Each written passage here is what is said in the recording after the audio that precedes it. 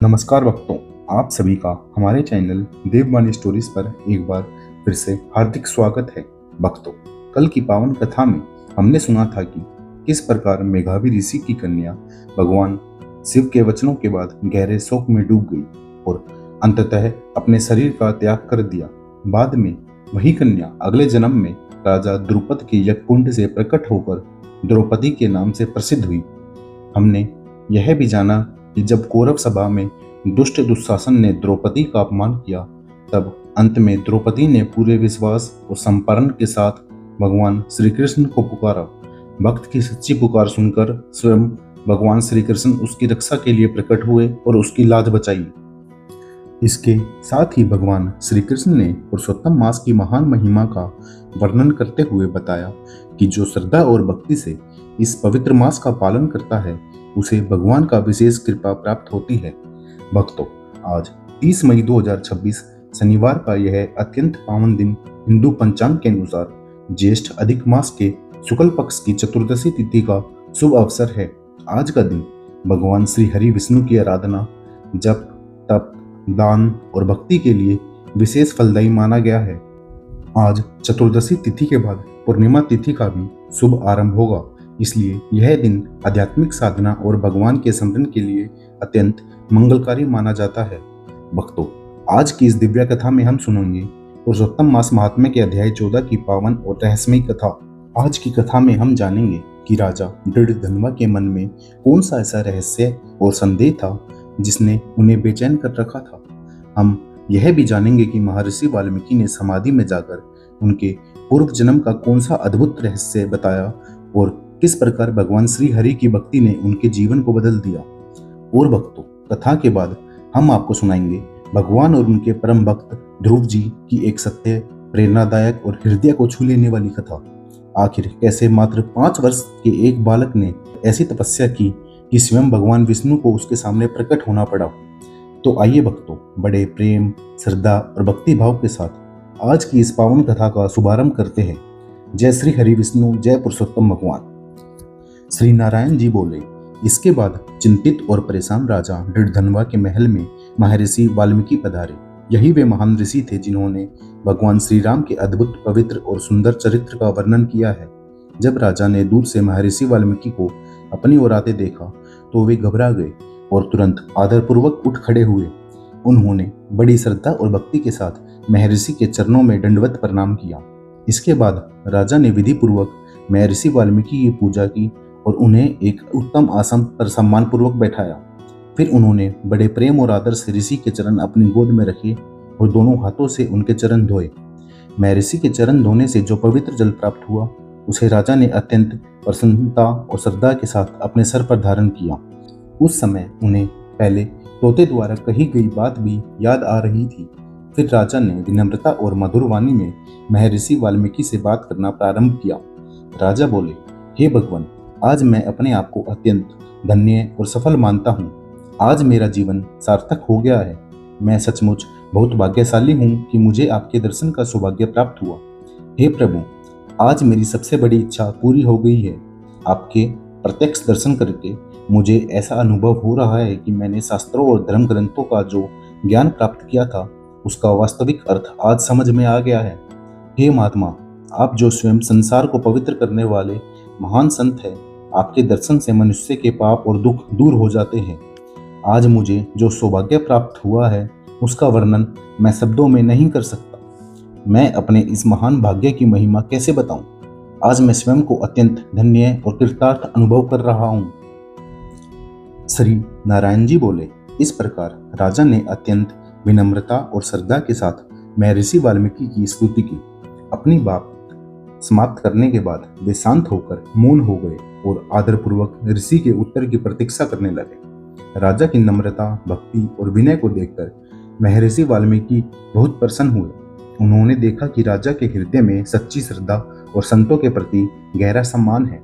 राजा के ऐसे विनम्र व्यवहार से प्रसन्न होकर महर्षि वाल्मीकि ने वहां उपस्थित लोगों को आनंद देने वाले मधुर और कल्याणकारी वचन कहना प्रारंभ किया। महर्षि वाल्मीकि बोले, हे श्रेष्ठ राजन, ठीक है, तुम्हारे भीतर जो श्रद्धा, भक्ति, विनम्रता और संतों के प्रति सम्मान है, वह तुम्हारे व्यवहार में स्पष्ट दिखाई देता है। ऐसी बातें तुम्हारे जैसे धर्मात्मा राजा में होना स्वाभाविक है। लेकिन हे राजन, मैं देख रहा हूं कि तुम्हारे मन में कोई चिंता है। तुम किसी बात से व्याकुल हो और परेशान दिखाई दे रहे हो। इसलिए अपने मन की बात बिना किसी संकोच के मुझे बताओ। मुझे ऐसा लगता है कि तुम मुझसे कुछ कहना चाहते हो और किसी समस्या का समाधान जानना चाहते हो। इसीलिए हे बुद्धिमान राजन, अपने हृदय की सारी बात खुलकर कहो। जो भी चिंता या दुख तुम्हारे मन में है उसे मुझसे छिपाओ मत। राजा बोले, हे महर्षि, आपकी कृपा और आशीर्वाद से मेरे जीवन में सब कुछ अच्छा है और मुझे किसी प्रकार का दुख नहीं है। लेकिन मेरे मन में एक बहुत बड़ा संदेह है जो मुझे लगातार परेशान कर रहा है। कृपया उस संदेह को दूर करके मेरे मन को शांति प्रदान करें। हे विद्वान ऋषिवर, कुछ समय पहले मैं शिकार करने के लिए घने जंगल में गया था। जंगल में घूमते घूमते मुझे एक सुंदर तालाब दिखाई दिया। मैंने वहां का जल पिया और अपनी प्यास बुझाई। यात्रा और भ्रमण के कारण मैं बहुत थक गया था, इसीलिए विश्राम करने के लिए एक बरगद के पेड़ के नीचे बैठ गया। वह वृक्ष बहुत घना था, उसकी छाया अत्यंत शीतल और मन को सुख देने वाली थी। उसे देखकर मन और आंखों को बड़ी प्रशंसा हो रही थी। उसी वृक्ष की एक शाखा पर एक सुंदर तोता बैठा हुआ था। जब मेरी दृष्टि उस तोते पर पड़ी तब वह मेरी ओर देखकर एक श्लोक बोलने लगा। उस श्लोक का अर्थ यह था, हे मनुष्य, तू इस संसार के सुखों और भोगों में इतना मगन है कि आत्मा और परम सत्य का विचार ही नहीं करता।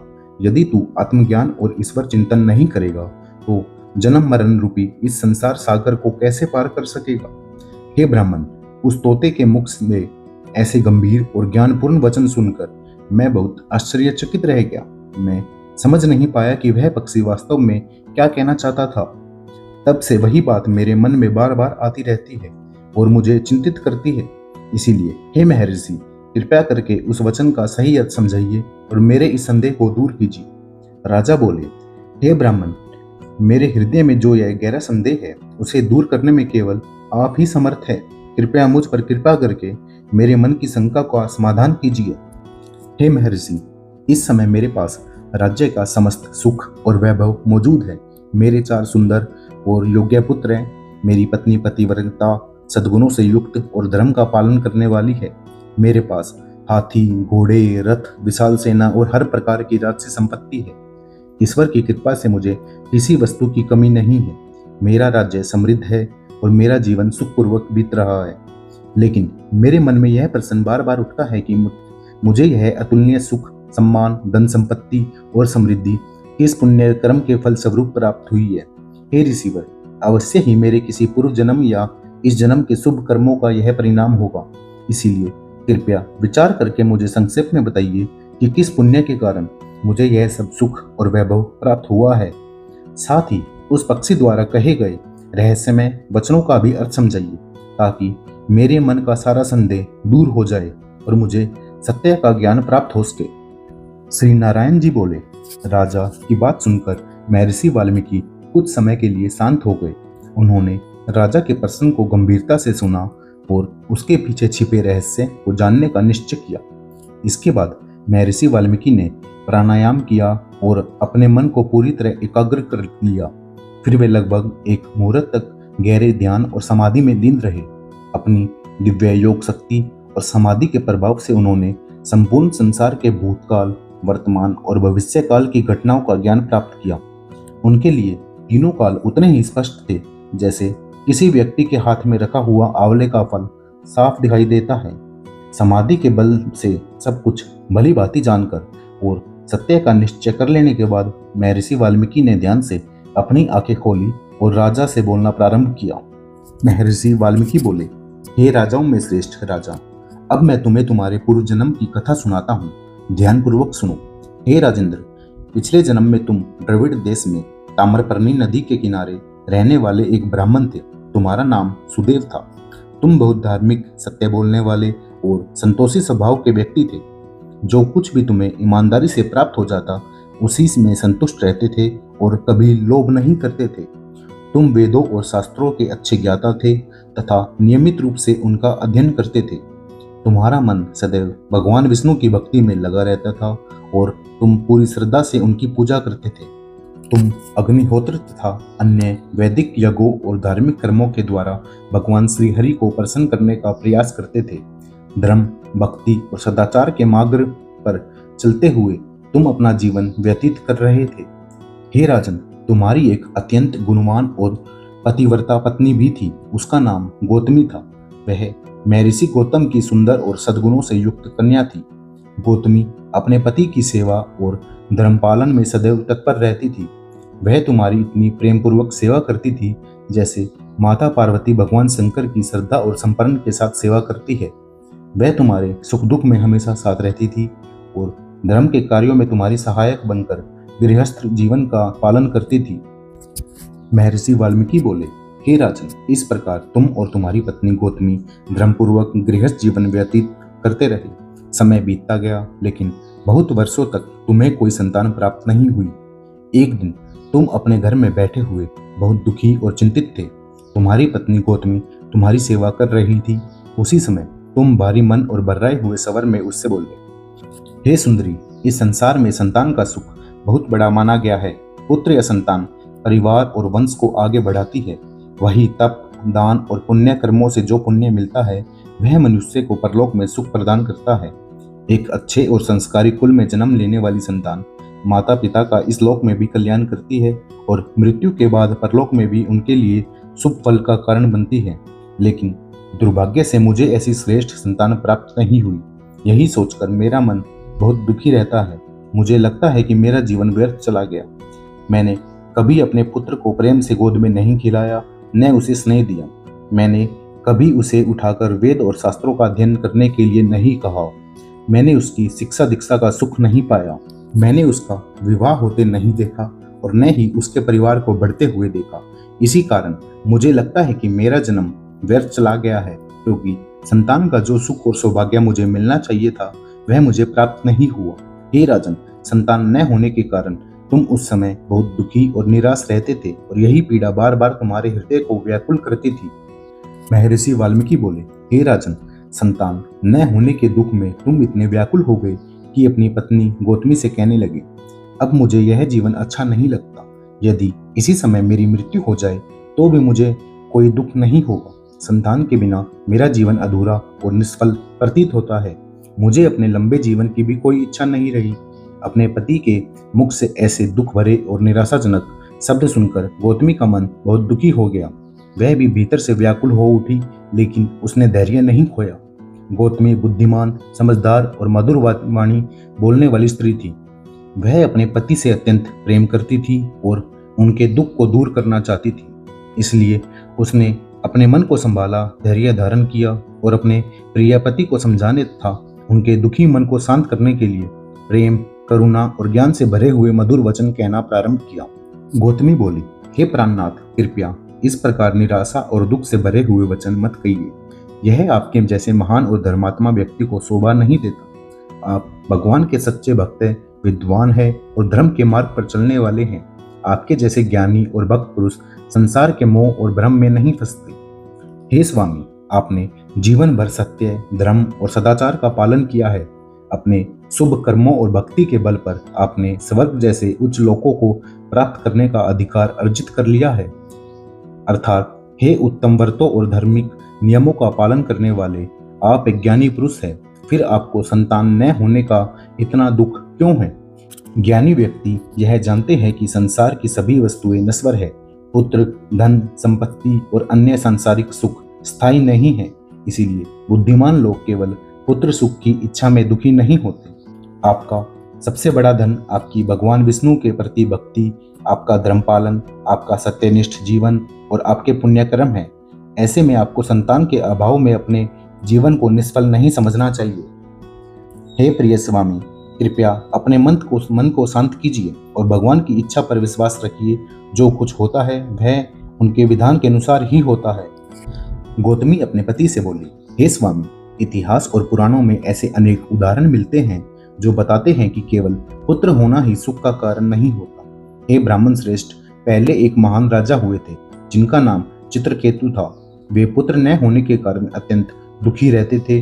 बाद में महर्षि नारद और महर्षि अंगिरा की कृपा से उन्हें पुत्र प्राप्त हुआ, लेकिन वही पुत्र आगे चलकर उनके लिए गहरे शोक का कारण बना। अंत में उन्होंने ज्ञान प्राप्त किया, पुत्र मोह का त्याग किया और संसार के बंधनों से मुक्त होकर आध्यात्मिक कल्याण प्राप्त किया। इसी प्रकार राजा अंक का उदाहरण भी प्रसिद्ध है। उनके पुत्र का नाम वेन था। वेन अत्यंत दुष्ट, अधर्मी और क्रूर स्वभाव का था। अपने पुत्र के बुरे आचरण से राजा अंक इतने दुखी हो गए कि एक रात चुपचाप अपना राज्य और घर छोड़कर वन में चले गए। इसीलिए हे स्वामी, केवल संतान प्राप्त होना ही सुख की गारंटी नहीं है। कई बार संतान भी मनुष्य के दुख और चिंता का कारण बन जाती है। फिर भी यदि आपके मन में एक अच्छे गुणवान पुत्र की इच्छा है तो आपको निराश नहीं होना चाहिए। हे तपस्वी, आप प्रसन्न मन से भगवान श्री हरि विष्णु की आराधना कीजिए। वे संपूर्ण जगत के स्वामी हैं, सभी इच्छाओं को पूरा करने वाले हैं और भक्तों पर कृपा करने वाले हैं। हे ब्राह्मण श्रेष्ठ, प्राचीन काल में महर्षि कर्दम ने भी भगवान श्री हरि की कठोर भक्ति और आराधना की थी। भगवान उनकी भक्ति से प्रसन्न हुए और उन्हें एक महान पुत्र प्राप्त हुआ। वही पुत्र आगे चलकर भगवान कपिल देव के नाम से प्रसिद्ध हुआ, जिन्हें योगियों और ज्ञानियों में श्रेष्ठ माना जाता है। इसीलिए हे प्रिय स्वामी, यदि आप भी श्रद्धा, भक्ति और विश्वास के साथ भगवान हरि की उपासना करेंगे तो वे अवश्य आपकी मनोकामना पूरी करेंगे और आपके जीवन का कल्याण करेंगे। महर्षि वाल्मीकि बोले, हे राजन, अपनी धर्मपत्नी गौतमी के ज्ञानपूर्ण और प्रेरणादायक वचन सुनकर सुदेव ब्राह्मण के मन का दुख काफी हद तक दूर हो गया। उन्होंने निश्चय कर लिया कि वे पुत्र प्राप्ति के लिए भगवान श्री हरि की आराधना करेंगे। इसके बाद सुदेव अपनी पत्नी गौतमी के साथ ताम्रपर्णी नदी के पवित्र तट पर गए। वहां पहुंचकर दोनों ने श्रद्धा से तीर्थ स्नान किया और भगवान विष्णु की उपासना में लग गए।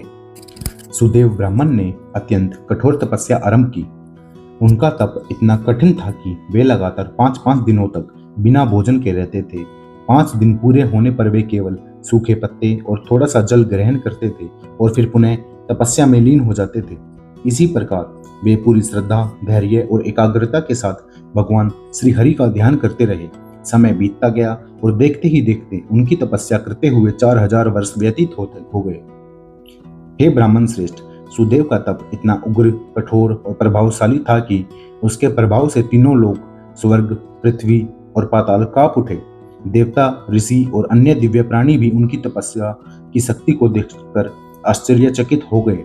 भगवान विष्णु अपने भक्तों पर विशेष कृपा करने वाले हैं। जब उन्होंने अपने परम भक्त सुदेव ब्राह्मण की इतनी कठोर और निष्काम तपस्या देखी तो वे अत्यंत प्रसन्न हुए। तब भगवान श्री हरि बिना विलंब किए अपने दिव्य वाहन गरुड़ पर सवार होकर सुदेव ब्राह्मण के सामने प्रकट हुए ताकि अपने भक्त को दर्शन देकर उनकी मनोकामना पूर्ण कर सके। श्री नारायण जी बोले, हे राजन, जब सुदेव ब्राह्मण ने भगवान श्री हरि का दिव्य स्वरूप देखा तो उनका हृदय आनंद और भक्ति से भर गया। भगवान विष्णु का रूप अत्यंत मनोहर और तेजस्वी था। उनका रंग नवीन वर्षा के मेघ के समान श्याम और सुंदर था। वे संपूर्ण जगत की रक्षा करने वाले सर्वशक्तिमान और करुणामय प्रभु थे। उनकी 4 भुजाएं थी जिनमें वे अपने दिव्य आयुध धारण किए हुए थे। उनका मुखमंडल प्रशंसा, शांति और दिव्य तेज से चमक रहा था। भगवान का वह अद्भुत स्वरूप देखकर सुदेव ब्राह्मण की आंखों से श्रद्धा और प्रेम से भर गई। वे समझ गए कि उनके सामने स्वयं मुरारी, भक्तों के रक्षक भगवान श्री विष्णु खड़े हैं। अनेक वर्षों की कठोर तपस्या आज सफल हो चुकी थी। भगवान के दर्शन पाकर सुदेव ब्राह्मण अत्यंत हर्षित हो गए। वे तुरंत भूमि पर लेटकर पूर्ण श्रद्धा और भक्ति के साथ भगवान मुकुंद को साक्षात दंडवत प्रणाम करने लगे। फिर हाथ जोड़कर विनम्रता और प्रेम से भरे हृदय के साथ उन्होंने भगवान श्री हरि की स्तुति करते हुए उनसे निवेदन करना प्रारंभ किया। इस प्रकार श्री ब्रह्मनारायणीय पुराण के पुरुषोत्तम मास महात्म्य का 14वां अध्याय पूर्ण हुआ। इस अध्याय में बताया गया कि राजा ने महर्षि वाल्मीकि से अपने जीवन के सुख, वैभव और सुख पक्षी के रहस्यमय वचनों का अर्थ पूछा। तब महर्षि वाल्मीकि ने समाधि लगाकर उनके पूर्व जन्म का वर्णन किया। उन्होंने बताया कि पिछले जन्म में राजा ताम्रपर्णी नदी के तट पर रहने वाले सुदेव नामक एवं धर्मात्मा ब्राह्मण थे। वे भगवान विष्णु के परम भक्त थे, किंतु संतान न होने के कारण अत्यंत दुखी रहते थे। उनकी पतिव्रता पत्नी गौतमी ने उन्हें धैर्य दिया और भगवान श्री हरि की आराधना करने की प्रेरणा दी। इसके बाद सुदेव और गौतमी ने कठोर तपस्या की। सुदेव ब्राह्मण ने 4000 वर्षों तक भगवान विष्णु का घोर तप किया।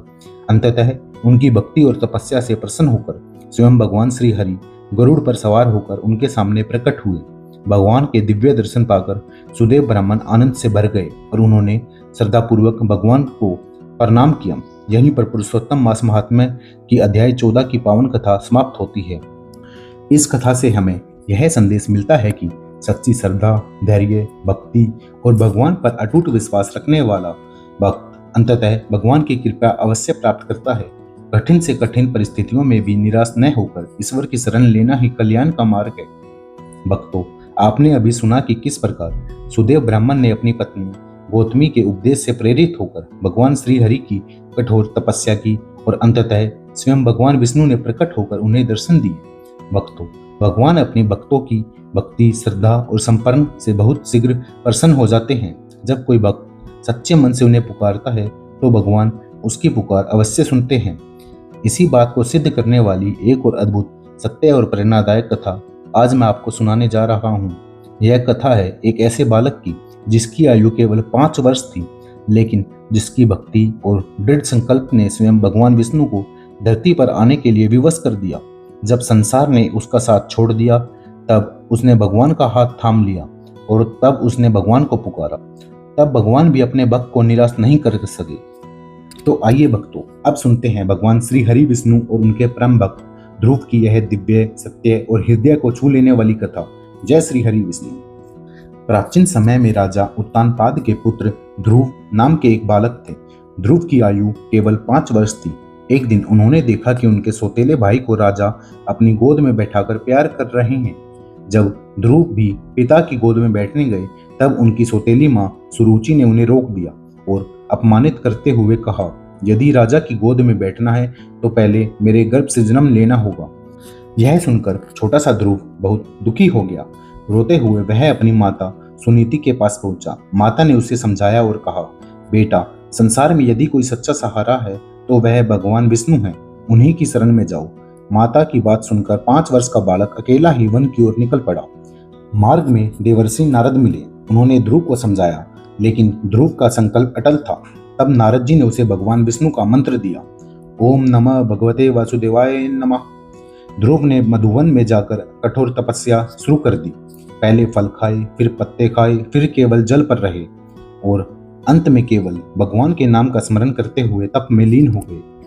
उनकी तपस्या इतनी प्रबल थी कि देवता भी आश्चर्यचकित हो गए।